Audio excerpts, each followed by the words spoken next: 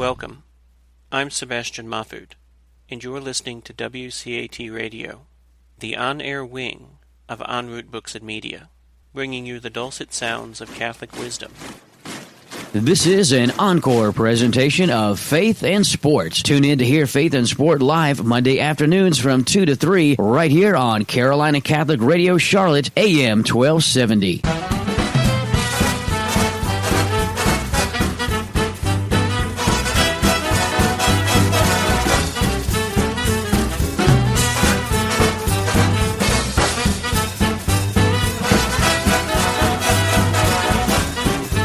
Well, a good Monday afternoon to you. It's Faith and Sport live on the Carolina Catholic Radio Network, AM 1270 WCGC. Good to have you tuned in on this Monday afternoon for an hour of Faith and Sport live with your host, Dr. John Acquaviva. Without further ado, let's go to Dr. A right now to get this show started, because we got a lot to get into this show today, don't we, Dr. A? Absolutely. Hang on, let's listen to this song just for another second or two. By the way, folks, this is Sing, Sing, Sing by Benny Goodman, and I think a lot of our older listeners know that. Either way, welcome to the show, folks. However, wherever you are listening, I'm Dr. John Acquaviva. I teach at Wingate University, east of here, about an hour, and I teach exercise science. I teach anatomy and physiology, strength and conditioning. I teach sports nutrition and all these other classes. And then I jump into a phone booth. I put on a mask, a cape, and I jump on over here, and I do the show Faith and Sport each and every Monday. Ed Billick was supposed to be with us today, Chris, but he was going to co-host with me today, and I know you probably miss him as much as I do. Yeah. In fact, but he did promise that he was going to be listening. But in fact, the streaming is down right now. The only way people are listening to us right now is via the radio. So hi to Ed, because I think if we shout loud enough, he can maybe hear us. But, before we get into a rundown, I'm going to share with the audience, Chris, what I just told you. Okay. Before class this morning, I was teaching sports nutrition, and I had about 10 minutes before I had to start teaching. And the internet was right there. It was on, and there's a good speaker system in there. And I said, I'm going to reintroduce a great Beatles song to these young group of people, right? Mm-hmm. So from the beginning, I Saw Her Standing There, right? This is one of their hits from 1964, one of their many hits, but it's one of the great tunes that they wrote. And I said, you guys, who is this? And there's 25 people in my class, and about 15 of them were there about 10 minutes before class. They're all looking at each other. You could have heard a pin drop, Chris. And I was so disappointed. And finally, this one girl says, is this Elvis Presley? And I said, no. And this other guy looked at her as if she were silly and said to me, like, oh, of course not. He goes, this is the Beach Boys. And I said, you guys, this is the Beatles. Yeah, he was close when he had the B. The B, and at least the same era, right? Yeah. Are we on streaming? No. Oh, okay. Oh. Line one called up. Okay, got it. We have we have Carlos calling here a second, or he's going to be on in a second. He's calling in right now. So, folks, here's what we're going to do today. We have a hit and miss with Carlos Herrera, our certified soccer coach. He joins me just about every week. He's going to join me again in a minute. We have our special guest joining us from the phone after the conversation with Carlos. He is Chris Godfrey. He's a former NFL player. He's the president of LifeAthletes. He's doing some good work in South Bend, Indiana, and in fact, I'm going to tease him about being in South Bend because he's a University of Michigan grad and former player for the Wolverines. But he's going to be on. He's going to talk to us about being the president of this organization called LifeAthletes, which does great work both in and outside of the realms of the Catholic Church.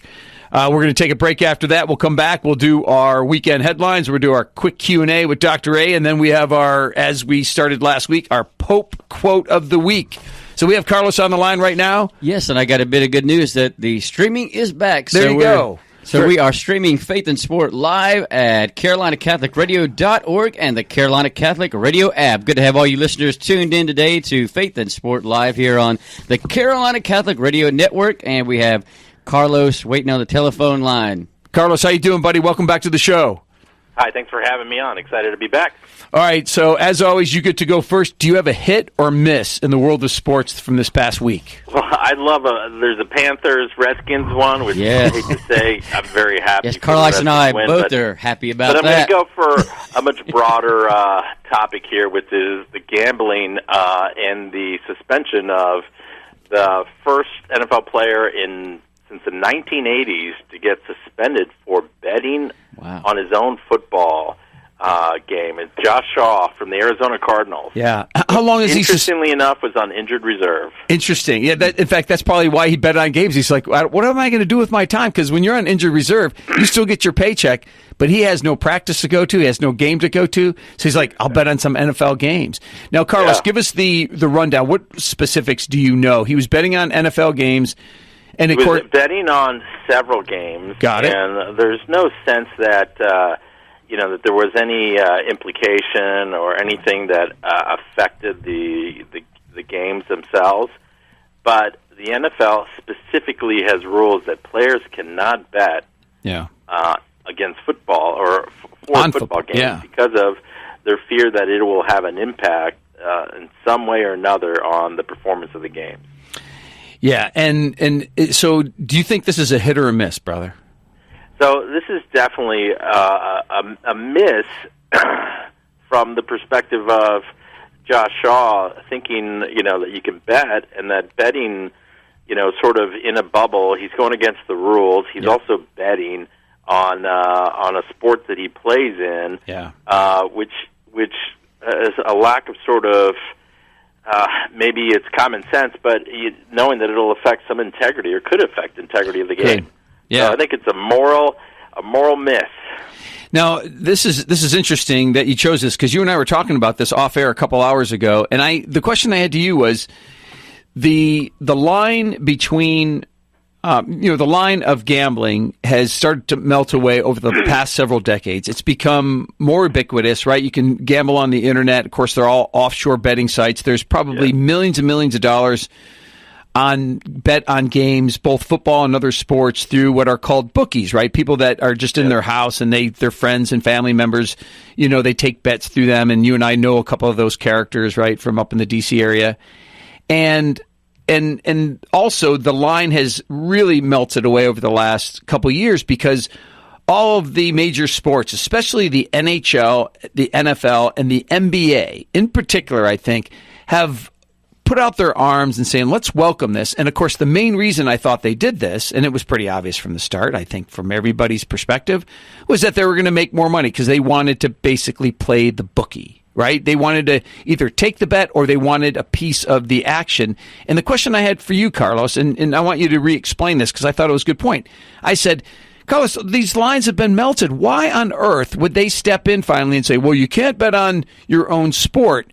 And you had a good point, and tell the folks what you meant by that. Well, I'll give you a little bit of background for the listeners. The Supreme Court actually declared in 2018 that a ban on sports gambling was not unconstitutional. They had ruled before that it was unconstitutional to bet. So the Supreme Court in 2018 reversed it. So all of a sudden, betting becomes essentially legal nationally. There's only 13 states that do it currently, and there's 6 more that's supposed to be added. Yep. But they envision that it's 15% of the adult population, or 38 million people, are going to be betting, and that represents almost $2.3 billion that the NFL is expected to make as a result of betting. So we're talking big numbers. Yep. And the whole concern is, and the NFL and other sports have dealt with this, is that former players in the 60s were kicked out for betting because the concern is that there may be some impact on the game. Some player, let's say from the same university, is a quarterback, and the other guy is betting, and he says, just miss a couple key throws, and if we lose, I'm going to bet against, and we can split the money. So, or with referees. So there's a big concern that somehow that'll ultimately start eroding the confidence in the integrity of the game. Yeah, no, that is a good point. The problem that I have though with the whole thing is that even the Catholic Church, it's written right in the Catechism that betting on games, games of chance, as the Catechism calls it, is not in and of it by itself a moral issue. And the Catechism goes on to say, and Pope John Paul II spoke on this specifically, and he said, as long as it's not, keeping you from, making your mortgage, like any other gambling, addictive. That's right. You're taking money from your family. That's right. He didn't want to take from family or schooling or meals or whatever the case is, and going out to Vegas or even betting on a football game here or there, even betting weekly is not a big deal as long as it's not putting you in the hole and keeping you from taking care of your family. So that aside, the issue that I get frustrated with is I just see here's the NFL literally on one hand saying, hey, let's open this up and let's try to make money off it, and then they tell their players you can't bet on a game. You do make a good point because it's going to ultimately melt the integrity within the confines of the players themselves. And even though you're not betting on your game, and it's problematic, and we could talk about this another time, why it's problematic either way, whether you bet for your team or against your team when you are a player. But what you mentioned, there is a fraternity of sort, and these guys may have made friends with or gone to school with players from other teams, and they maybe could do a back scratching thing, right? You fix your game, you bet on my game, I'll fix it, and then we can move on and both make a whole lot more money. The thing is you and I would probably agree on this, Carlos, is back in the 80s and certainly in the 60s, the most famous, right, with Alex Karras from the 1960s and the player Paul Hornung for the Green Bay Packers, they were caught gambling and they were suspended by the league and so forth. At the time, they were making basically a little over minimum wage, where that's not the case now. And I don't think it's really a big problem. I think that guy was betting purely for entertainment purposes, but I do see it, and you would ultimately want to stop it. But I did see a little bit of, insincerity on the part of the NFL, because here they are welcoming on one extent, Well, just to jump in, I would say that it's like any other thing, like smoking tobacco companies, right, and alcohol companies, right, like, they can corrupt a lot of other people, and essentially they're profiting from the sale of some substance or activity that could affect and hurt others. What this kid did was betting was the only immoral thing is he did it. It was against the rule as an NFL player. Not that he bet, just that he should have known that betting against the teams. Maybe he didn't. It was wrong. But that culpability would be judged differently then. No, I don't think it's even possible. And of course, as many a judge has said in the speed or traffic ticket court, ignorance of the law is no excuse. There's no way he didn't know that was against the rules. And either way, you're right. Shame on him because he stepped over those bounds and it was obvious. And further, he's not a superstar, so he might not be in the league for very long. And the last thing that a guy like that needs is to have his career suspended on something like this, because he's going to make a whole lot more money from signing that contract than he is from betting on the Cowboys-Patriots game or whatever, right? Although, just as an aside, apparently there were a lot of bettors that lost a lot of money this weekend because all the losing teams with the losing records all won, all of them. Is that true? There was something like if you bet $100 that all of these teams that nobody would have at least had one win amongst them, you could win $17,000. The Giants, the Broncos, the Cleveland, the Cincinnati. The Bengals, Cincinnati. Yeah, the Redskins all won. That's right. On the same weekend. Well, we're going to run out of time for our hit and miss. And what I'm going to say for my miss is actually something that if you follow the sports world, even if your finger's on just the general pulse, even if you're watching just the nightly news, you probably saw this. But it goes to Elijah Moore, the wide receiver for Ole Miss or University of Mississippi. And what he did, this is for clearly the folks who did not see it, but just to paint the picture. All right, this was rivalry weekend in the world of college football. So a lot of in-state games were being played. Like here locally, it was UNC against NC State. And Chris, I'm not going to mention who won that game, but I'm just going to mention that was one of the rivalry games. And there was a bunch of other ones. Most of them are in-state rivalries like Auburn, Alabama. The one that was out of state is Michigan, Ohio State. There's Oregon State, and the list goes on. And this one was Mississippi State and Ole Miss, or University of Mississippi. So this is a long rivalry, long storied programs, fairly successful overall.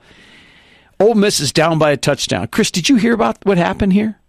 Yeah, I heard about that. Okay, so they're down by 7 points. There's 4 seconds left in the game. Mm-hmm. They throw just a couple-yard pass to Elijah Moore. He squeaks in between 2 defenders, dives into the end zone, and he's still on his hands and knees. They call it a touchdown, so they're down by an extra point. With 4 seconds left, they can tie the game, send it to overtime, maybe win the game in overtime, break the hearts of all those people at Mississippi State Stadium there. He crawls in the end zone, and after about 3 or 4 crawls, he sticks his leg up like he's a dog urinating on a fire hydrant. And so they still gave him credit for the touchdown, but they threw a flag for unsportsmanlike conduct. So they have to move, rather than it being a 13-yard extra point, it now becomes a 30, what is it? 40 some odd yard. I think it was like 45. Or it ended up being that far? Yeah. Wow, that's further than I thought. So he's got to make an extra point from like very far away. And of course, Chris, he missed it. Right? And so they lose by a point. And Carlos, did you hear that the coach got fired yesterday? No. Yes, no. The coach got fired. So after the game, Elijah Moore, to his credit, he apologizes. The coach apologized for the behavior of one of his, because he says, I'm ultimately responsible for that. And the athletic director of Ole Miss apologized as well. But still, the damage was done. It was embarrassing. It was embarrassing not just for that guy, Elijah Moore. I'm hoping that if he could, he would truly take that back. But here's the problem, Carlos. That was clearly premeditated. Did you watch the video of it or just hear about it? Yes, actually, and let me clarify. It was It was at the 25-yard lines where the kick was. So it would have been a 35-yard. The 35-yard. That sounds like a chip shot. That's right. Oh yeah, that's still a field goal, right? And if you hook it even a little bit, it's not going through. It wasn't just within the realm of possibility, but they could have won with a 2-point conversion because they would have been on the 1-yard line or whatever. They could have tried it for the win if he hadn't gotten. But apparently, he's not the first guy to do it. No, he's not. DK Metcalf. That's right. DK Metcalf of Ole Miss did it playing against Mississippi. Same thing. Yep. This was the third quarter, though. He did the urinating, got a 15-yard penalty, but apparently he did it 2 months after Odell first did it in the NFL against the Eagles. Oh, my gosh, Odell did it, DK Metcalf did it in that same rivalry game, and got flagged for 15-yarders, so he would have known. Yeah, kid would have known. Wow, it's astounding to me that people still do stuff like this. And granted, some of it's kind of entertaining, some of it's downright funny at times, but for the most part... Yeah, it is. But I'm turning into an old man, Carlos, because for the most part, that's one of the reasons I like college football is they can't do that much, and they do these silly things in the NFL, and I just put my head down and go, that's the best you got? But, I mean, let's face it, it's their only time to be kind of free and to bend the rules a little bit and so forth. So, yeah, that's... Can you imagine the bettors that were probably betting for Ole Miss? Oh, yeah. In fact, but we have to find out what the point spread on that was because it may not have made a difference in the game. But yeah, thumbs down to Elijah Moore, and in particular, I thought it was interesting that they fired the coach. Matt Luke is his name, and I think they probably would have fired him anyway, but they probably would have waited till the end of the year. 4-7 was the record. Yeah, they're into the game. Yeah, so it wasn't very good. Yeah, they were 4-8 overall. Most likely he gets fired. They probably would have waited a couple weeks, but I think this just put the stamp on that. So, all right, listen, Carlos, you're going to join us hopefully again next week to do a hit and miss. In the meantime, you have a good week. You keep look forward to it. Have a great show. Thanks for having me on. See you, buddy. Bye. Take care, Dr. All right, there you have it. That was our hit and miss with Carlos Herrera, a certified soccer coach, but he's started to join us each and every week or just about each and every week to do our hit and miss, and he's just he comes back with the good stuff and good stats to bring us up on the world of faith and sport. That's what you're listening to, folks. Faith and Sport here on Carolina Catholic Radio. I'm Dr. John Acquaviva. Listen, in a couple minutes, we have Chris Godfrey coming in. He's a former NFLer, Super Bowl champ, and the president of LifeAthletes. He's going to join us on air in just 1 minute. So we got another guest coming on, so stay tuned for that. And in the meantime, if you have a question for Chris, you have a question for me, you have a particular topic that you'd like to hear us discuss, if there's somebody within the area of this listening audience here in the Carolinas, South Carolina or North Carolina, that you would like to see on the show. He's a coach, he's a tremendous athlete, a referee, somebody that does something in the world of sport where you think they would have something to say on this radio program, send me their name, send me their contact information, and you can do that through faithandsport@wingate.edu. That's my email address, faithandsport, that's A-N-D there, faithandsport@wingate.edu, or you can tweet me at j.aquaviva1. Chris, do I understand that Chris Godfrey's on the line? Yes, he Fantastic. is. Let's bring him on right now. Chris Godfrey, former NFLer, Super Bowl champ, and president of LifeAthletes. Welcome to the show, Chris. Thank you very much. Good to be here. All right, Chris. One of the things that you've done, you've had a great career in the NFL. You played for the University of Michigan, starred there, had a successful career there at the University of Michigan. You had a good 9-year career with the New York Giants, won a Super Bowl and so forth. And then you went on to get a law degree, so you've been working as a lawyer for the past several years. But also, in the meantime, you started an organization called LifeAthletes. So tell us about that. In fact, you mentioned to me off air that it has kind of evolved into something different than what it started. But tell me, what was the purpose of starting LifeAthletes and how it's evolved over the last couple of years to where we are today? Well, we've grown to be over 300 professional Olympic athletes over time that taught and inspired young people to live lives of virtue, abstinence, and respect for life, and to invite them to join us in making the same commitment that we've made. We call it the Life Athletes Commitment. The first is I'll try to do what's right, even when it's difficult. I'll give myself only to that special person who I marry as my partner for life. I'll respect the lives of the unborn and the aged, and I won't quit or make excuses when I fail. I'll try again. I like that. And one of the things that you mentioned off air is that this is a very active-minded organization. You reach out to some people in the community, whether they are part of your organization or not, and tell us some of the things that you do and other members of LifeAthletes do to bring our Lord to their everyday lives. Well, we look for those opportunities, and we take advantage of whatever is presented to us.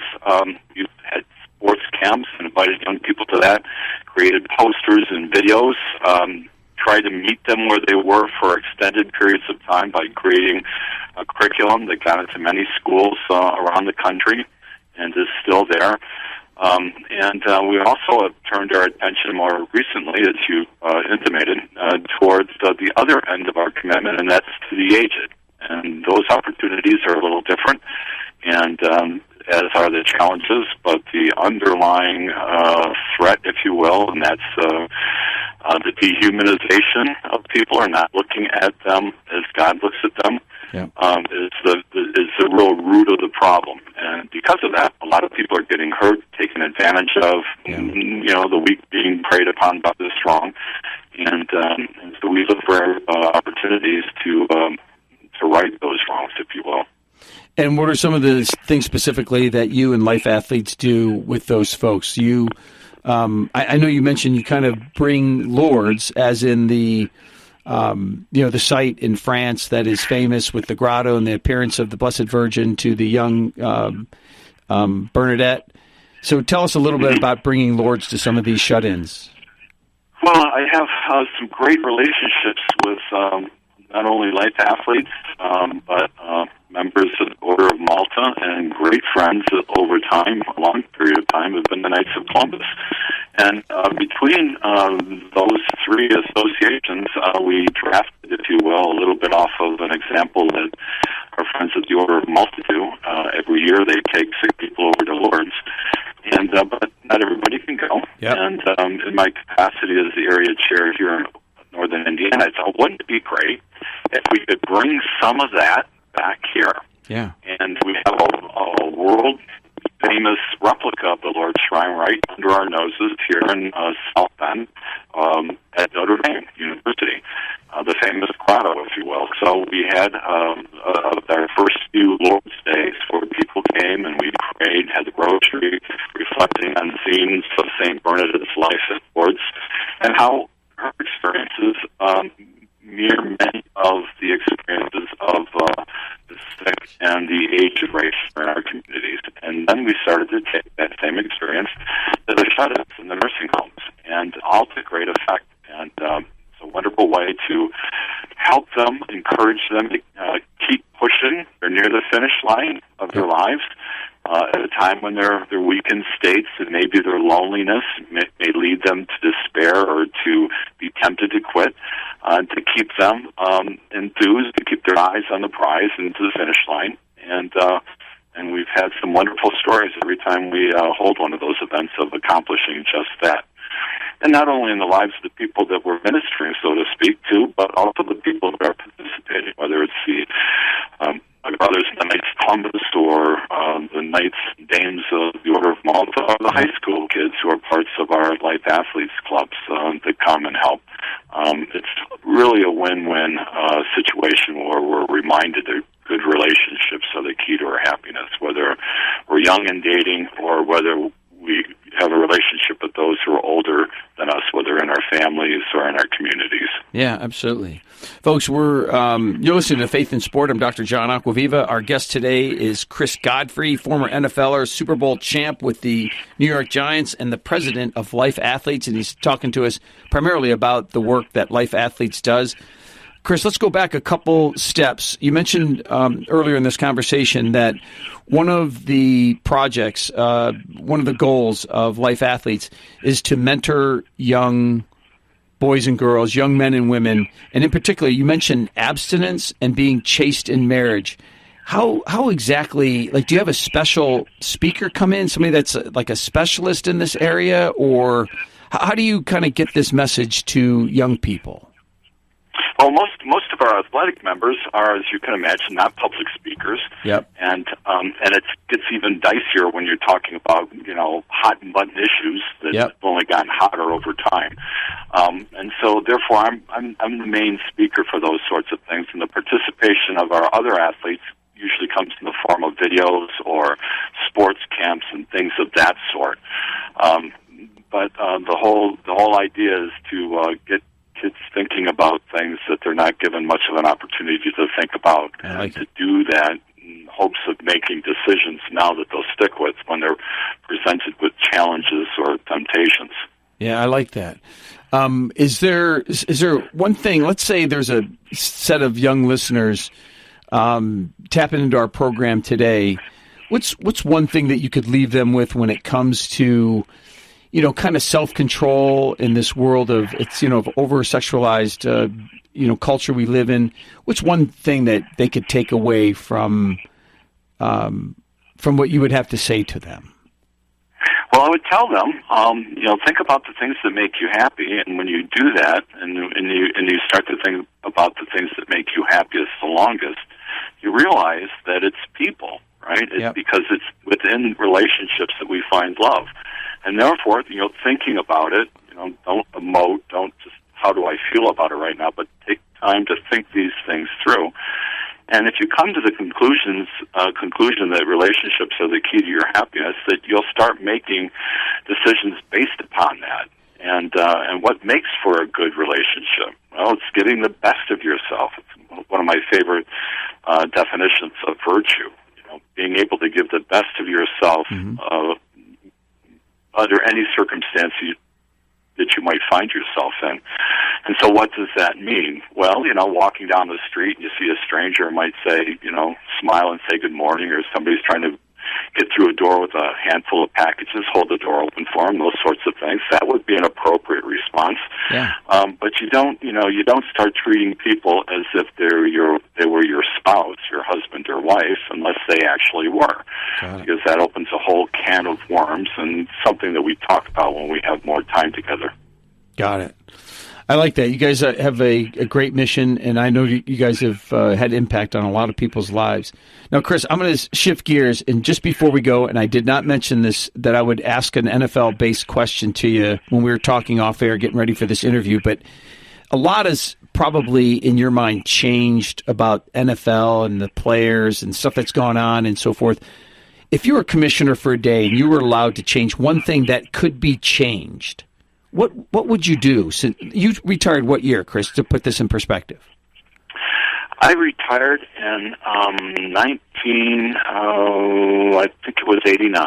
Okay. 89 was the last season. Okay. So a lot has changed probably since then in your mind. If you were commissioner for the day and they gave you the reins to change one, either a rule or some type of standing from the NFL, would you change anything? Yeah, no, I should have probably given you more time to think about it. I think everybody on this call would push the I agree button if I said, cut the commercials back by at least 30%.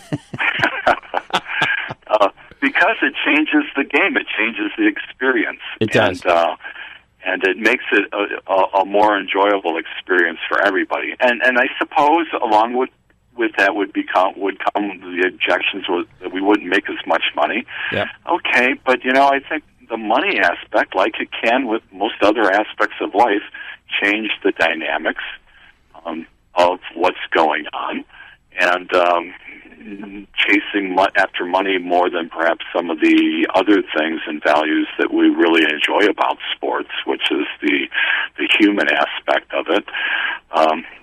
So maybe if I was to give you an unstudied answer off the top of my head, maybe I would offer that. Excellent. That's interesting. I thought you might say something going down the road of a lot of different things, but that is interesting. And, a lot of people don't realize this because so many people, Chris, the reason that they're fans of the NFL is through fantasy sports, right? They just want to see stats. They want to see the bottom line.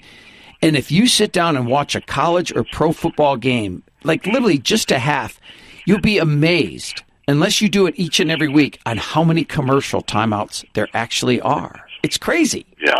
That was a good point. It's bad. Well, listen, you've given us a lot of your time.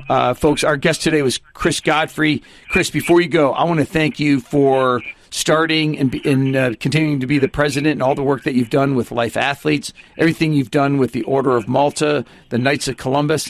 And in particular, I want to thank you for bringing the faith to so many people in each and everything you do. And I want to wish you continued blessings in all you do from here on out. And thank you for joining us here on Faith and Sport. You're welcome, John. Thank you. You take care. Well, there you go, folks. That was Chris Godfrey doing the work of God for sure, taking his Catholic faith and bringing it to the life of, in particular, athletes. One thing I forgot to mention to have Chris do, but I can do it right here, is if you're ever interested in having Chris come to your men's group or men's conference, your parish, whatever you have going on, you can contact Chris through lifeathletes.org. And you'll see a picture of Chris, and you'll see the typical tabs that you see on a website, home, about us, our commitment, and more. So be sure to look up more of what Life Athletes do, and in particular, how Chris Godfrey can maybe come speak and motivate some of the athletes that you have in your parish, at your school, whatever the case is. So, Chris, we're going to go to a break here in a minute. I want to mention something before we go to break. I thought this was really interesting. Chris, remember last week I mentioned my new book, right? It's called Improving Your Body Image Through... Listen to the story. Okay. And by the way, so I could finish that so that folks that didn't listen last week could hear what the title is. It's called Improving Your Body Image Through Catholic Teaching. It's a new release by Tan Books, which is ironically a Charlotte-based book company, Catholic book company. I think it was Tuesday or Wednesday, Chris, so 1 or 2 days after the program, I get a phone call, and it has a digital readout on who the person is, and it says Ryan and gives his last name. And I said, that name sounds somewhat familiar. But, I just hit the button. I said, Dr. John Acquaviva, good afternoon. And he started talking, and he said, Doc, you may or may not remember me, but I took you for a class at your former institution, Roanoke College, back in 2005, he said. Right? So good 15 years ago, good 14 years ago.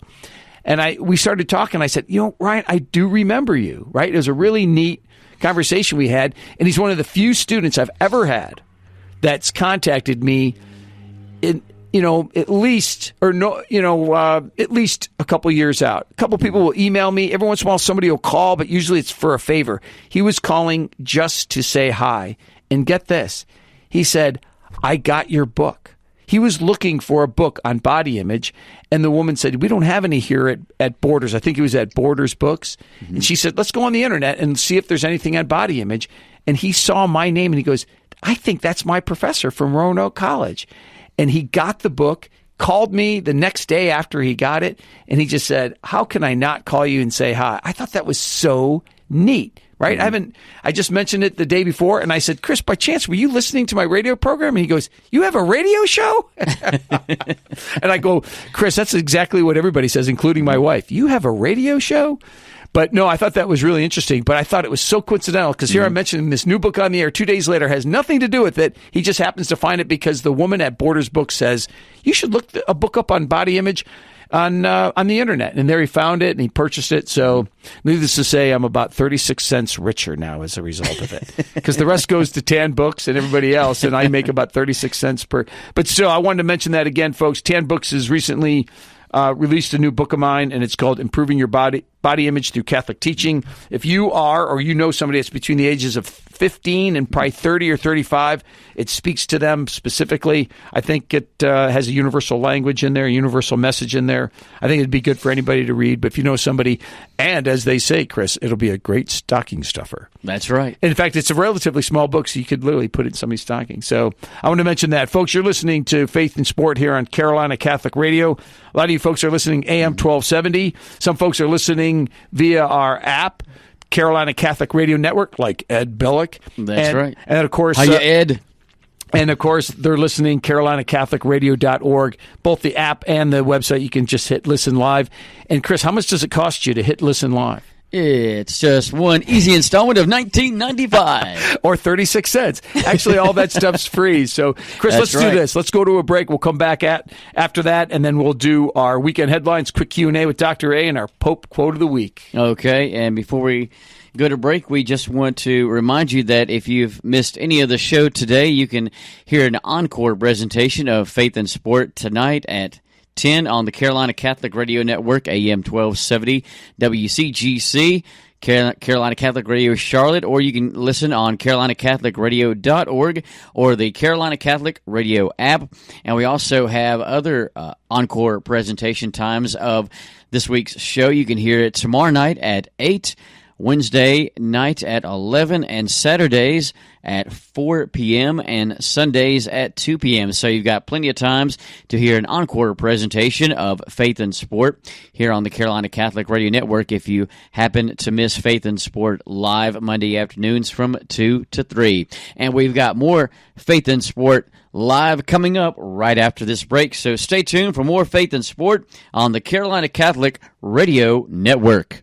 AM 1270 Catholic Radio Charlotte, now with 3 ways to listen: on air, online, and our new mobile app. The Carolina Catholic Radio Network and AM 1270 Catholic Radio Charlotte kicks off December with a month-long pledge drive to help prepare for a big year ahead. The month begins Monday, December 2nd, as Faustina Love and Mercy returns for an encore performance. We'll be hosting 2 more screenings, 12 noon at AMC Concord Mills and 7 p.m. at Regal Stonecrest in Charlotte. Tickets are still available. Make your reservation today by email at feedback@carolinacatholicradio.org. Combined with our October 28th Faustina screenings, Carolina Catholic Radio helped over 400 souls witness the beautiful movie documentary, St. Faustina and Her Divine Mercy Devotion. Every time you donate in December, your dollars will be matched by pillar patrons of Carolina Catholic Radio. If you like what you hear and see from us, please consider a one-time gift or an ongoing monthly tithe to show your support for Carolina Catholic Radio and the good works being done across the Charlotte Diocese and upstate South Carolina. Stay tuned for updates on our December pledge drive and the many ways Carolina Catholic Radio plans to keep you informed, educated, and encouraged, drawing you closer to your Catholic faith in the year ahead. Thank you, and God bless you.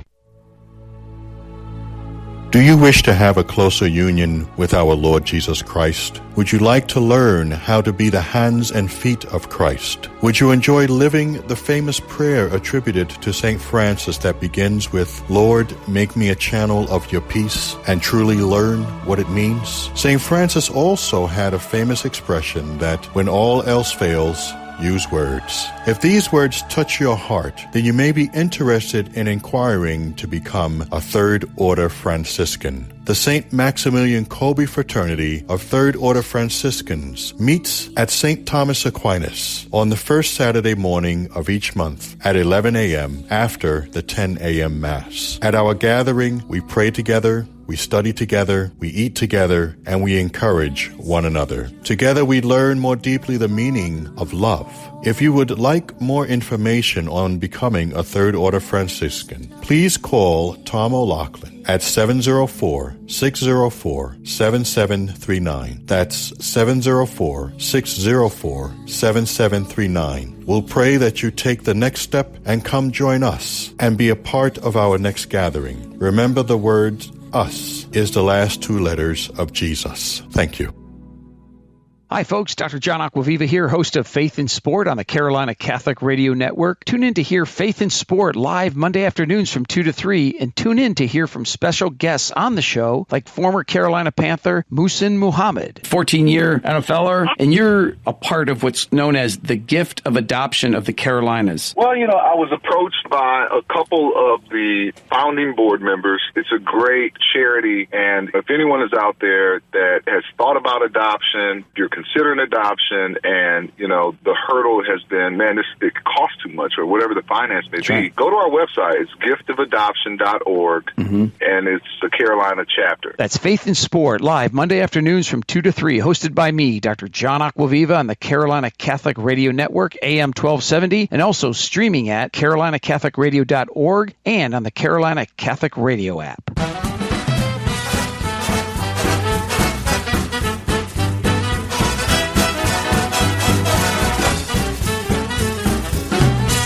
And welcome back to Faith and Sport live here on the Carolina Catholic Radio Network, AM 1270 WCGC. We're also streaming live at carolinacatholicradio.org and on the Carolina Catholic Radio app. You've got 3 ways to listen to Faith and Sport live. And now let's get back to our host, Dr. John Acquaviva, to continue today's show. Chris, that was interesting that there was a bunch of ads there, right? Including some messages from David Papandrea and so forth in the movie about Faustina and so forth. But I thought it was interesting most that you guys played an ad for my show during my show. So the very people we're trying to get to come to my show are already listening to the show. Yes, and I know how much you like hearing your own voice, so I decided to throw that in there. I appreciate that. You know what that reminds me of is, who the most brilliant advertisers is ESPN. And if you ever notice, the best commercials in all of television sometimes are those ESPN commercials, but the only place, Chris, those commercials run are on ESPN. So the very thing they're trying to bring people into ESPN by telling them how good ESPN is, but the irony is that they're already listening to ESPN. Yeah. And that's what you guys But you're right. You mentioned that I do love to hear the sound of my voice, and just maybe there's a hint of truth in that. No, I'm just teasing about that. So let's do this. Let's do our weekend headlines. We're going to do a quick Q&A with Dr. A. It's going to be quick for a couple of reasons. First of all, I'm going to give a fairly quick response, but we're only doing one question today. So we'll do that right after the weekend headlines, Chris. Okay. And then we'll end with our Pope quote of the week. And then, that's right, we have a special segment. We're going to do something really radio-ish, and you're going to play a clip. Radio-ish. Yeah.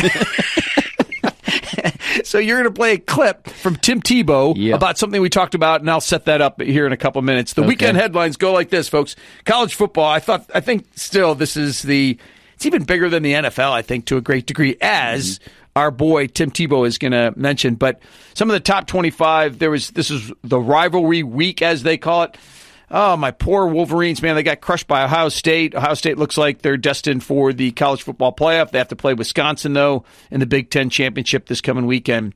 The other big one was Alabama lost to Auburn. Yeah. Chris, they have won. In fact, this will be the first year if they don't get in the playoff. I think this is the first year since it started, 6 years ago, that Alabama will not be in the playoff. But when they lost to Auburn the other day, the looks on their faces was like they lost their 100th straight game. Like, it just goes to show, if you win every day or you lose every day, when you lose, it doesn't matter. It hurts, and when you lose against a big rival like Alabama did to Auburn, they were showing those people, you didn't know whether somebody took their firstborn or they've lost a heartbreaker, and man, they were disappointed. So anyway, it was interesting to see that. Just like Saturday, it just broke my heart to see my Wolfpack fall to the Tar Heels like that. Did you get to watch the game? Yeah, just ruined the rest of my evening after seeing that. The Wolfpack, I think both those teams actually were disappointing this year. But, but I know that the Wolfpack are not headed to a bowl game, but I think with that win, I think UNC has 6 wins now. They can go to a bowl, right? Yep. So that's a decent year. You know, Mac Brown came over from, the booth and everything, so. Yeah. Anyway, other big games coming up this weekend. I mentioned Ohio State's going to play Wisconsin for the Big Ten Championship. University of Georgia is going to play LSU in the SEC Championship, and Clemson is going to play UVA. So a couple regional teams there are going to be in that. There's there's several other big games going on for conference championships. So this is rivalry week. This past week was rivalry week. This coming week is championship week. And the week after that, you know what they call it? The Army-Navy week. Because I think that's the only game that they have on. In fact, I think that's actually changed. But they're one of the few games that's on in a couple weeks, that Army-Navy game. They just let the whole season pass and then just go, will everybody watch us, please? We're Army-Navy. Nobody watches us otherwise. So we'll play after the season ends, actually. In the NFL, there's a couple things to report. No particular order here, Chris, but... Two big games happened where I think pretty big teams went. The Texans played the Patriots last night. That was a really good game on Sunday night, but the Texans outlasted the Pats. Let me ask you, Chris, did you watch any of last night's game? No, I didn't get to see any of last night's game. Because the last 2 weeks, people have been saying that Tom Brady is clearly on the decline now. For the first time in his career, people say it's just obvious he's not the guy. I wouldn't bet on it. I'm just saying they're still 10-2. I mean, the other big game was the Ravens and the 49ers, and the Ravens won. I thought that was a huge win for the Ravens, but again, they were playing at home. It's just a big deal when you play at home. And the other minor, minor piece. I know you were going to save the best for last. The Panthers lost another one, but this time to the Redskins. That's right. It's meaningful for my Redskins. Hail to the Redskins. That was awesome. They fell behind 14-0, and I know any Panthers fan's going to go, man, you're rubbing it in, Acquaviva. Yeah. But that was a big win for the Redskins. They're down 14-0. They end up scoring the next 29 points. It ends up looking closer than I think it really is. But the real thing is this, Chris. For the last several years, Ron Rivera has been the coach of this team. Yep. He took them to a 15-1 season, ultimately the Super Bowl. They came within, well, they didn't really have a chance against the Broncos, but they had a really great year that year. And he's led them to the playoffs just about every other year otherwise. But it's been downhill since the fourth or fifth game of the year. They've lost their last four. And you know what's interesting? After last week's loss to the Saints, Chris, they were talking about, maybe we should fire him. Should we fire Rivera? Should we not fire Rivera? And now it's, when are we going to fire Rivera? Are we going to wait till the end of the year? Or are they going to do it soon? Either way, they are a plane without an engine, and they're falling fast. Right. And I know this is frustrating. Everybody who's a sports fan, you know what it's like to be a Redskins fan and have them lose. I know what it's like to have my teams lose. Heck, I'm a Detroit Lions fan. Do I need to say anything else? That's who we won against last week, if you remember, John. I know. In fact, the unfortunate thing is this win against the Panthers maybe wasn't all that special because you're catching somebody who just lost last week, and they've lost the last three games. But so the Redskins maybe don't have that great of a streak going either way. But congratulations to the Skins. Showing improvement. And that's right. Yesterday I was at the grocery store. I was in the checkout line, and I had my Redskins hat on and my sweatshirt that I'm wearing now. And these two ladies behind me, they wanted to give me a hard time. They're like, hey, excuse me, sir. I just wanted to let you know that your team's losing right now. I was like, yeah, right now. Right now they are. That's right. Just give it time, lady. Just give it time. I'm like, where are those ladies? After the Redskins won, I was like, where are those ladies right now so I can tell them. That's right. Very good. What did I tell you? That's right. Very good. All right, continuing with weekend headlines, NCAA basketball. Just last week at this time, Chris, I was touting Duke. I was like, they're still number one. In fact, Coach K has won 217 games as the number one ranked team. And then they literally, a couple days later, they went on to lose. Chris, do you know who they lost to? Stephen F. Austin. It just sounds like your mailman rather than a university that has a decent basketball team. They lost to Stephen F. Anyway, there's a new number one. It's Louisville. In fact, this is the fourth team in 5 weeks to be voted number one. But I think they're going to go down, Chris. They play the University of Michigan tomorrow, and the University of Michigan is hot as a firecracker. They beat UNC, and they beat Gonzaga in the tournament. Where was that? Puerto Rico? They're somewhere outside of the country. And Michigan literally went, Chris, from not ranked in the top 25 basketball to number 4 today. Right. Think about that. Who makes that jump? I thought that was great. Anyway, that's who Louisville has to contend with tomorrow, the University of Michigan. So stay tuned for that. In the NBA, the latest power rankings have the Bucks. That's Milwaukee at number 1. The Lakers are number 2. Clippers at number 3. But the Clippers with Paul George and Kawhi Leonard, I expect them to be number 1 at some point this season. Those are our weekend headlines. Chris, let's get back to it.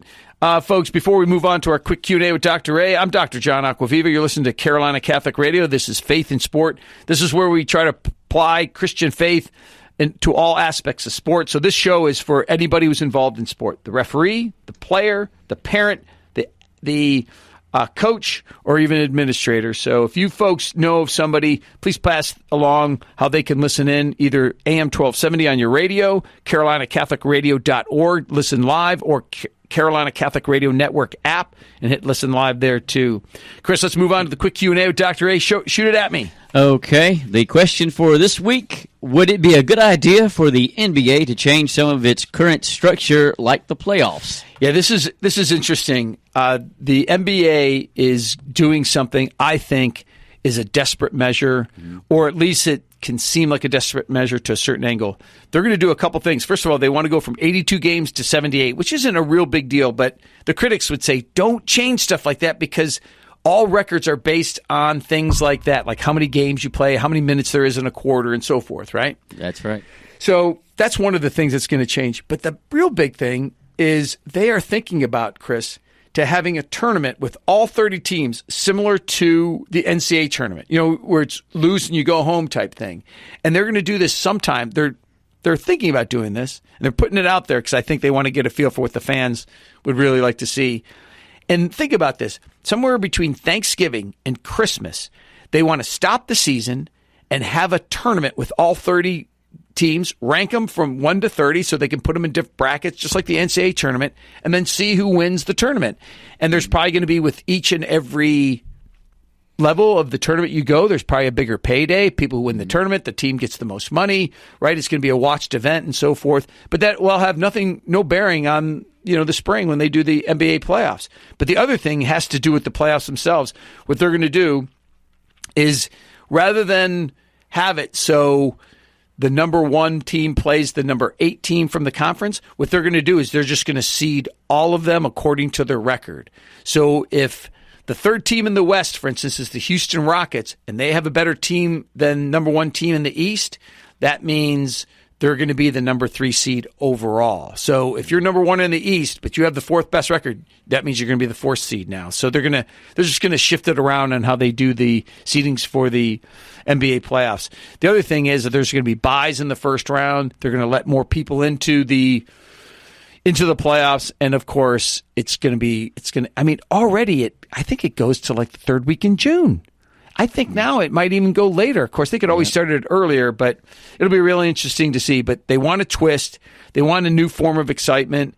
And I think as much as anything, Chris, for this tournament that's going to be from Thanksgiving to Christmas or the end of the year, clearly what they're doing, they're trying to tap in and trying to get more viewers. Because right now, Chris, goes back to what I was talking about with Chris Godfrey, our guest a couple minutes ago, in which I said, I think in this age of fantasy sports, they just want to get as many people as they possibly can because people aren't watching the games anymore, Chris. All they're doing is checking out their apps and seeing scores and who has how many points. I don't think they care about the game at all. Well, I shouldn't say they, but I think so many people just go, who won? And the guy I had at wide receiver, how many touchdowns did he score? My point guard, how many points did they have today? And so forth. I think it's ruining sport to a degree, but that's what the NBA is trying to do, is trying to get those people back in. Listen, we got a couple minutes to go, and we're going to do our Pope quote of the week in the last couple minutes. But a couple weeks ago, folks, you might remember one of the questions that Chris asked me was, should we pay college athletes in the terms of what's called NIL, the name, image, and likeness? So this is the new bill that came through in California. Other states are considering, I think it's 6 other states.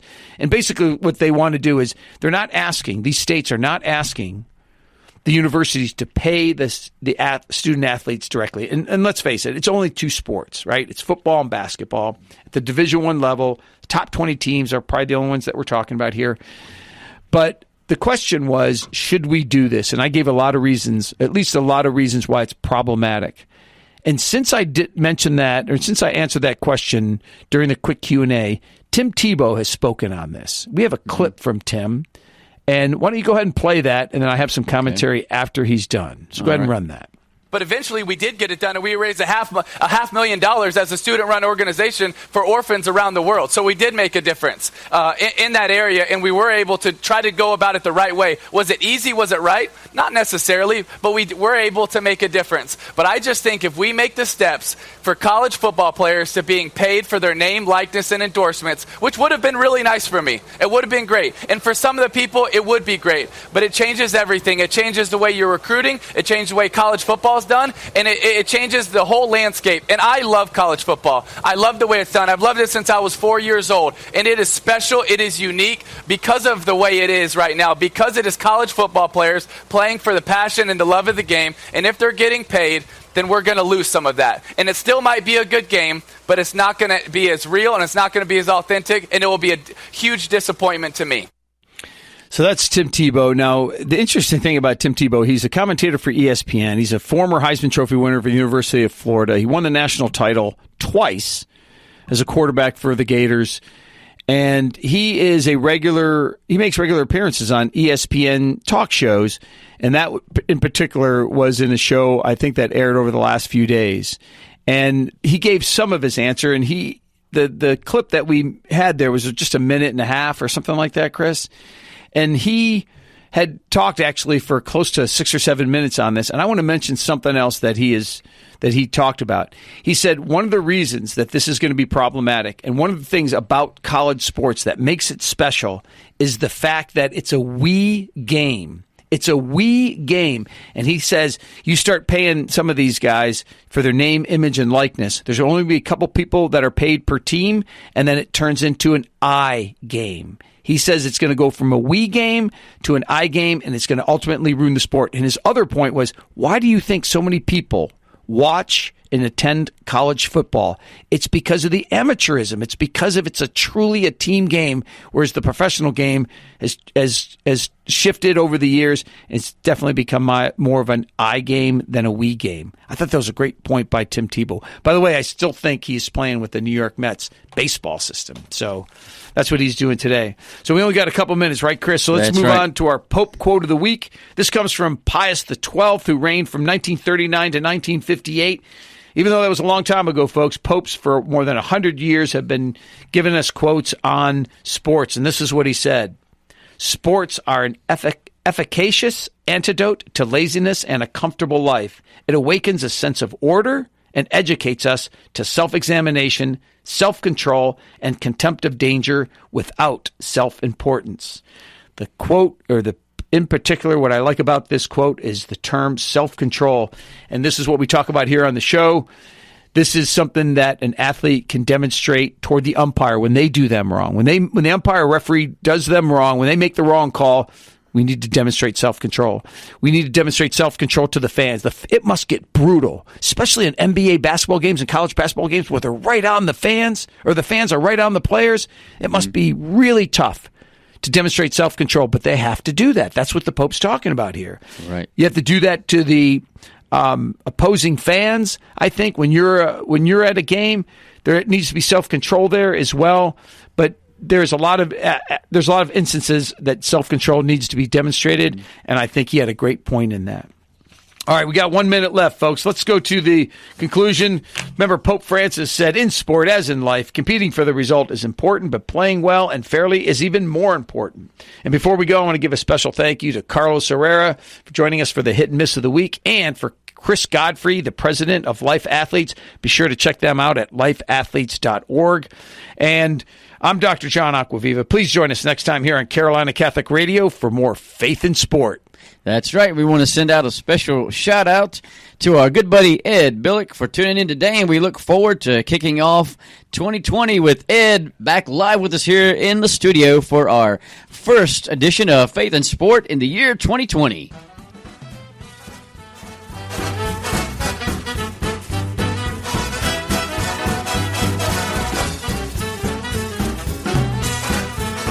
We want to thank you for joining us for Faith in Sport on this Monday afternoon and invite you to tune in again next Monday afternoon from 2 to 3 for Faith in Sport live with your host, Dr. John Acquaviva, on the Carolina Catholic Radio Network, AM 1270 WCGC, and on CarolinaCatholicRadio.org and the Carolina Catholic Radio app.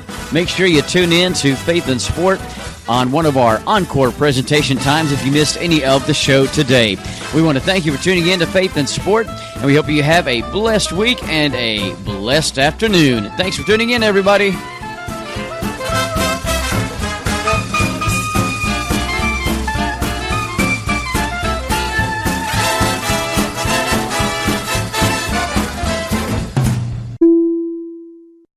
Hello, God's beloved.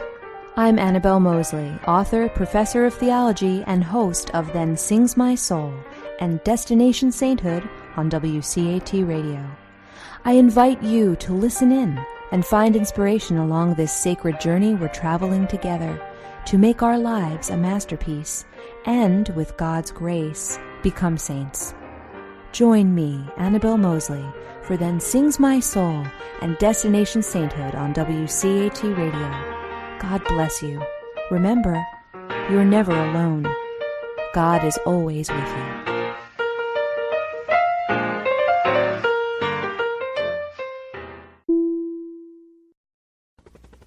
We hope you enjoyed the program and will join us back for another show on WCAT Radio. This is Sebastian Mahfood. Good day.